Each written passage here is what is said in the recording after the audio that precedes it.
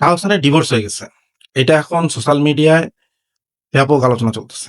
কেন ডিভোর্স হলো? কি কারণে ডিভোর্স হলো? কিভাবে ডিভোর্স হলো? এটা একটা খুব ইম্পর্টেন্ট বিষয় জাতির কাছে। যে তাহসানের ডিভোর্সের কারণে কি আবার নির্বাচনটা পিছিয়ে যেতে পারে?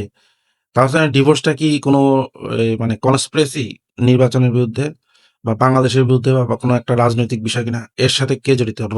মোসাদ নাকি সিআইএ?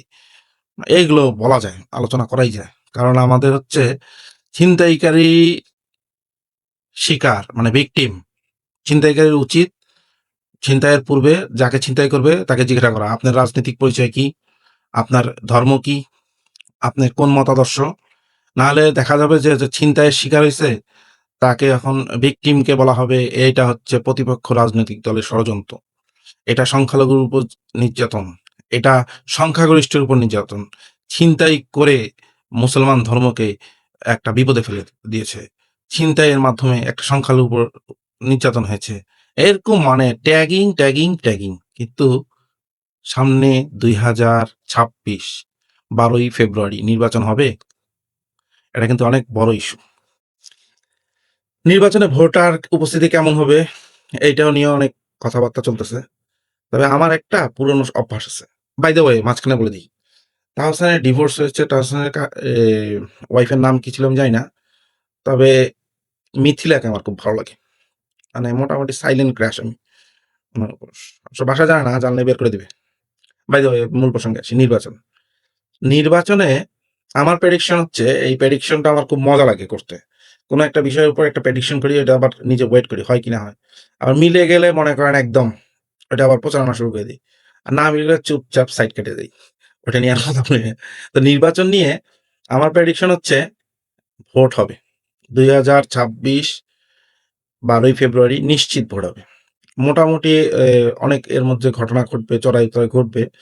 অ্যা বাংলাদেশের নির্বাচন তো যারা হচ্ছে আপনার বাংলাদেশের মোটামুটি অ্যাকসেপ্টেবল নির্বাচন যেগুলোকে বলা হয়, সেটা হচ্ছে ৯২ বা ২০০৮ অথবা ২০০১ এই নির্বাচনগুলো মোটামুটি অ্যাকসেপ্টেবল হলে আপনারা জানেন যে অ্যাকসেপ্টেবল নির্বাচন মানে হচ্ছে বিশাল গন্ডগোল। মোটামুটি প্রত্যেকটা নির্বাচনেই টুকটাক গন্ডগোল হয়েছে। গন্ডগোল ছাড়া আসলে বাংলাদেশের নির্বাচন হয় না। আমরা খুব পাওয়ারফুল জাতি। আমরা মোটামুটি মারামারি না করলে নির্বাচন ভালো লাগে না। নির্বাচন মানেই হচ্ছে দৌড়াদৌড়ি, দাপাদাপি, কে কি দখল করলো, এগুলো যখন থাকবে এর একটা নির্বাচনে একটা শরীর গরম হয়। এটা বাংলাদেশে হবে। আর এই বছর একটু বেশি হবে। তো নির্বাচন নিশ্চিত হচ্ছে। এবং নির্বাচনে আমার প্রেডিকশন হচ্ছে নির্বাচনের আগে আরো অন্ততপক্ষে অলমোস্ট আজকে কয় তারিখ জানি না।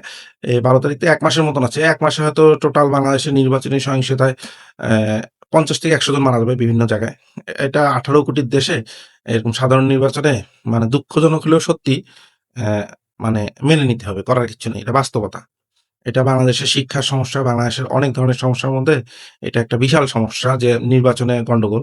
নির্বাচনটা হবে, তবুও হবে এবং নিশ্চিত থাকেন বিএনপি ক্ষমতায় আসতেছে। তবে জামাত বেশ উল্লেখযোগ্য আসন পাবে। জামাতের উল্লেখযোগ্য আসন মানে হচ্ছে জামাতের এক ধরনের বিজয় বলা যায়, যেখানে তারা নিজেরা নির্বাচন করে মানে একদম নিজেদের ব্যানারে নির্বাচন করে ওদের হাইয়েস্ট আসন ছিল ২ টা কি ৩ টা। তবে বিএনপির সাথে যে জোট করলো, জোট করে যে জোট নির্বাচনটা হলো ৪ দলীয় জোট, সেখানে তারা বেশ কয়েকটা ভোট পাইছে। বাট নট মোর দেন মানে টোটাল আসনটা মনে হয় ১৪ টা কি ১২ টা কি ১৪ টা পেয়েছে। আমি সঠিক জানি না। কেউ জেনে থাকলে একটু জানাই দিয়েন। আর হচ্ছে কিন্তু এবারকার যদি জামাত ৫০ থেকে ৭০ টা আসন পেয়ে যায়, এটা কিন্তু জামাতের বিশাল অ্যাচিভমেন্ট।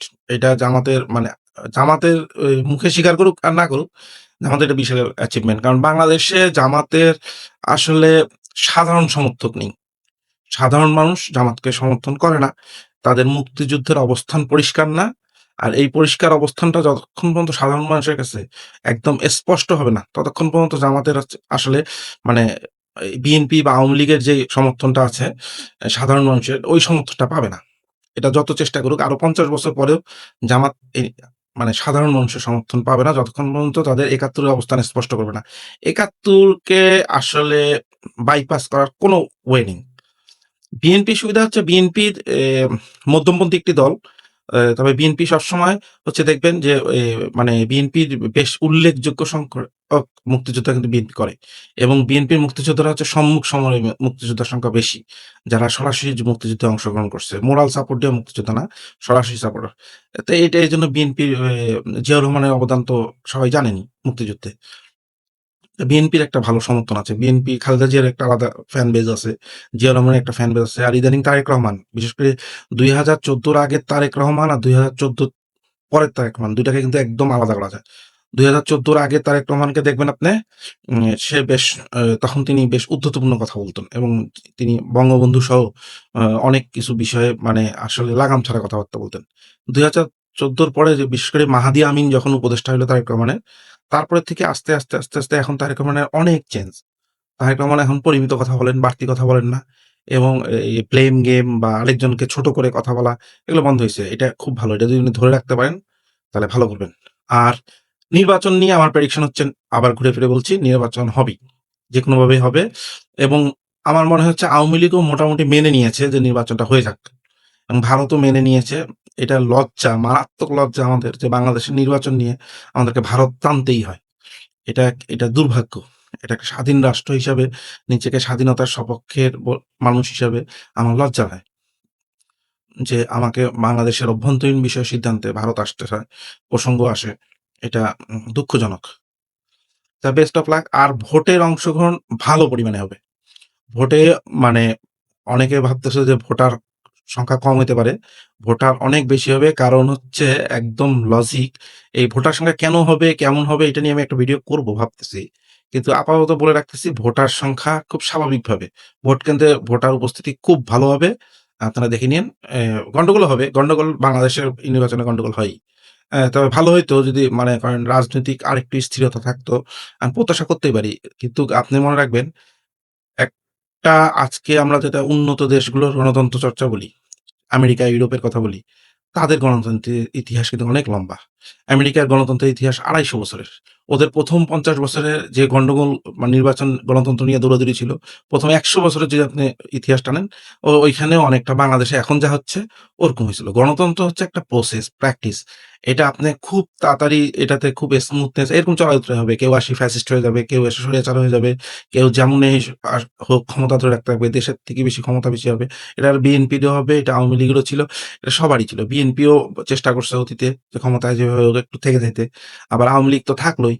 এটা হচ্ছে একটা আপনার বাস্তবতা যে গণতন্ত্র প্র্যাকটিসে এই বিষয়গুলো থাকবেই। এইটা প্রসেসটা কমপ্লিট হইতে অন্ততপক্ষে ১০০-১২০ বছর চলে যায়। তা আমরা তো মাত্র ৫৫ বছর। আপনি ওয়েট করেন। আমাদের দুর্ভাগ্য এই প্রজন্মে আমরা দেখে যাচ্ছি। আমরা হয়তো দেখে যাব না। তবে অবশ্যই আমি আশাবাদী একদিন বাংলাদেশ খুব ভালো হবে। একটু গণতন্ত্রের সময়টা পার করতে দেন। চাইলেই গণতন্ত্র এস্টাবলিশড হয় না। এই ভাঙা-চূরা, গড়া মানে সবকিছুর মধ্যে দিয়েই দেশ আগায় যায়। ইনশাআল্লাহ সামনে ভালো কিছুই হবে।